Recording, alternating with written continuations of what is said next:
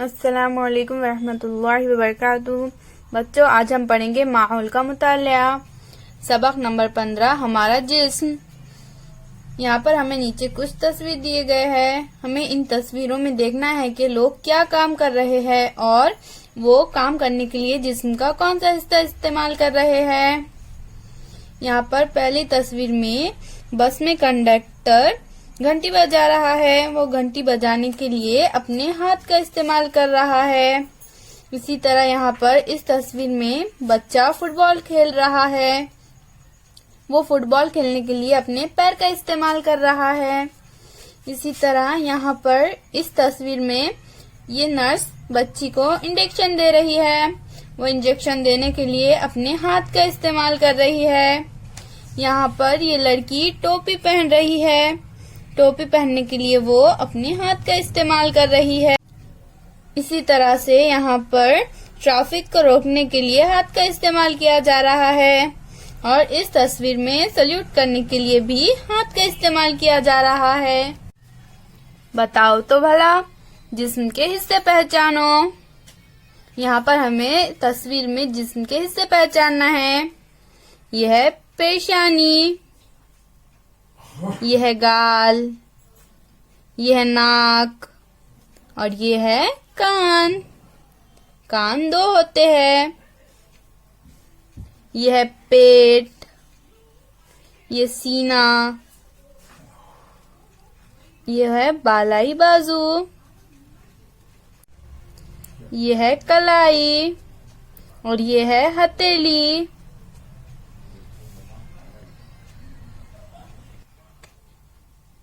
ये है जानू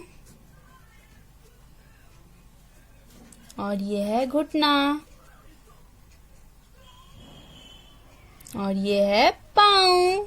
ये पूरा पाँव है। इसी तरह से बच्चों, दी हुई तस्वीर में आप भी जिस्म के हिस्सों को पहचानिए। सर, धड़ और पैर जिस्म के अहम हिस्से होते हैं। सर, धड़ और पैर जिस्म के अहम हिस्से होते हैं।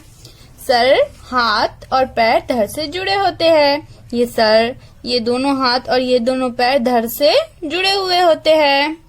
चलिए अब हम सर के बारे में पढ़ेंगे। सर पर बाल होते हैं। ये है बाल। सर पर बाल होते हैं।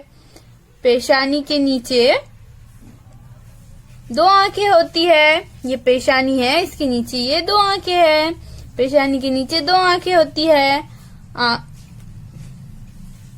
एब्रू और पपुटे होते हैं। ये एब्रू और ये पपुटे होते हैं। दोनों जानिब दो कान होते हैं। आंखों के दोनों जानिब दो कान होते हैं और सामने की जानिब नाक होती है। नाक के नीचे मुंह होता है। मुंह के नीचे ये ठुड्डी होती है।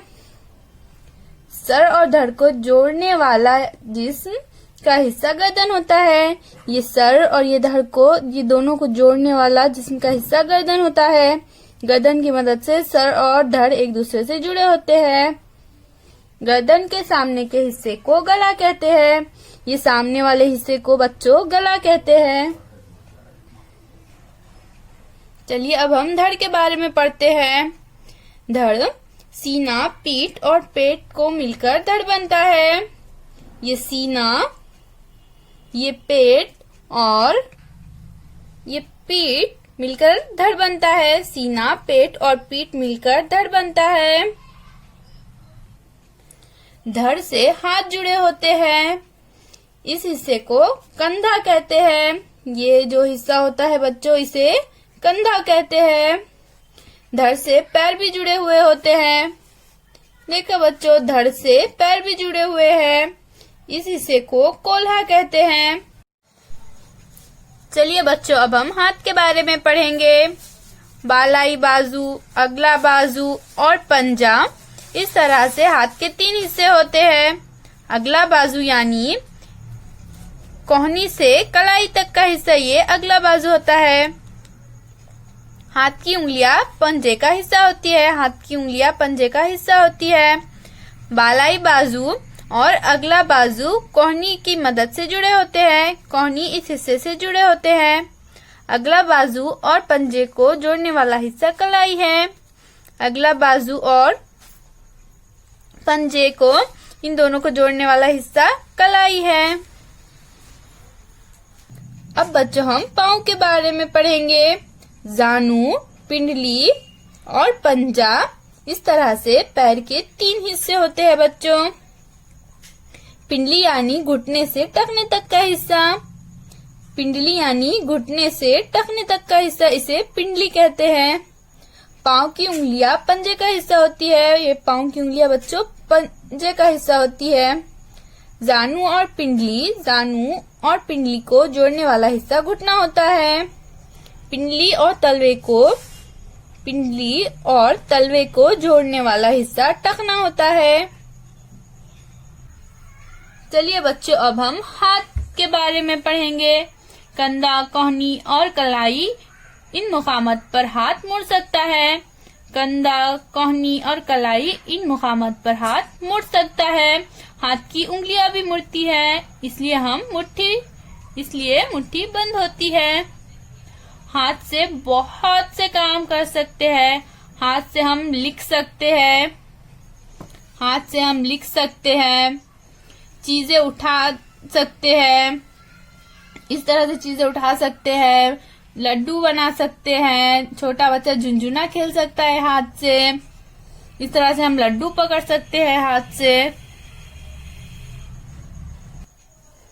अब हम कमर के बारे में पढ़ेंगे।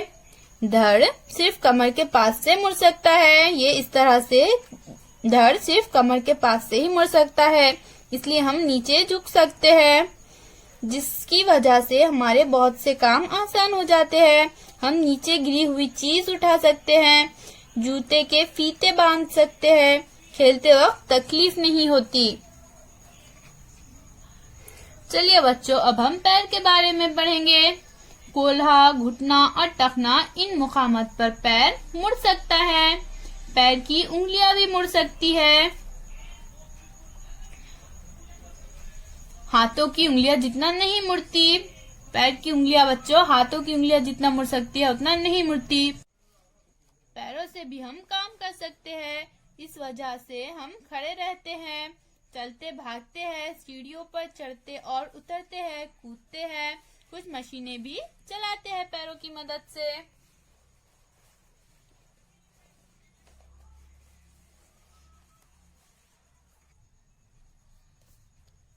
एक काम कई तरीके, आओ ये करके देखें।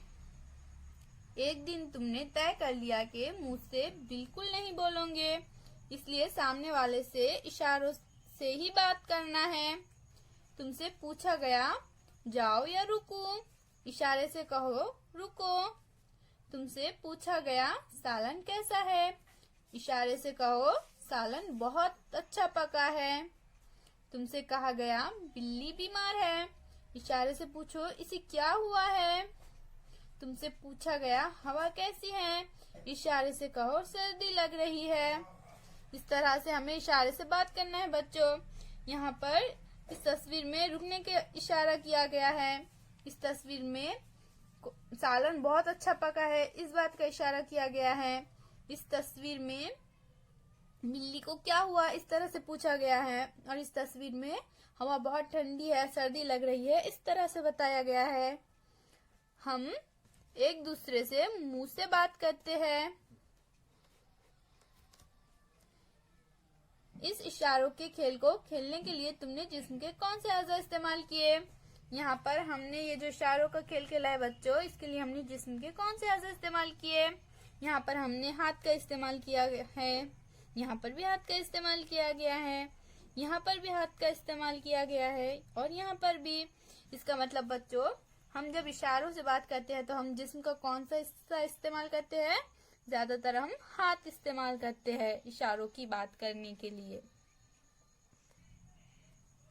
क्या करेंगे भला, ऊंची जगह पर लड्डू का डब्बा रखा है, हाथ नहीं पहुंचता। इस काम के लिए मुख्तलिफ तरीके इस्तेमाल किए जा सकते हैं, जैसे एक स्टूल या छोटी सीढ़ी लेकर इस पर चढ़कर डब्बा ले सकते हैं, या फिर इसके अलावा घर के किसी बड़े और लंबे कद वाले फर्द से कह सकते हैं कि वो आपको अपने गोद में उठाकर डब्बे तक पहुंचा दे। कोई भी काम करने के लिए मुख्तलिफ तरीकों का इस्तेमाल किया जा सकता है। हमेशा के तरीके से काम ना हो तो कभी दूसरों की मदद ली जा सकती है, कभी महफूज जरिए का इस्तेमाल कर सकते हैं। किसी काम को करते वक्त किसी को मुश्किल पेश आ सकती है, इस वक्त मुमकिन हो तो तुम जरूर इसकी मदद करो। आओ दिमाग पर जोर दे। बहन की गोद में बैठने से बच्चे का कौन सा काम हुआ है? बहन की गोद में बच्चा बैठा तो वो खिड़की से बाहर देख पा रहा है। मुझ जैसा दूसरा कोई नहीं। दुनिया में अनगिनत लोग हैं, सबके आज़ा एक जैसे हैं, लेकिन फिर भी एक इंसान के जैसा दूसरा इंसान नजर नहीं आता, क्योंकि हर एक के जिस्म की साख्त मुख्तलिफ होती है। ऊंचाई, जिसामत, बालों का अंदाज और चेहरा मुख्तलिफ होता है। पूरी दुनिया में अपने जैसे सिर्फ तुम ही हो। क्या तुम ये जानते थे? क्या तुम्हें मालूम है, कभी कभी जुड़वा बहनें या जुड़वा भाई बिल्कुल एक जैसे नजर आते हैं, लेकिन इनमें भी मामूली सा फर्क होता है। जैसे किसी की नाक अलग होती है, किसी के बाल अलग होते हैं या फिर किसी के दांत अलग होते हैं। इस तरह से उनमें मामूली सा फर्क होता है। हमने क्या सीखा? सर, धड़, हाथ, पैर जिस्म के अहम हिस्से हैं। सीना, पीठ और पेट मिलकर धड़ बनता है।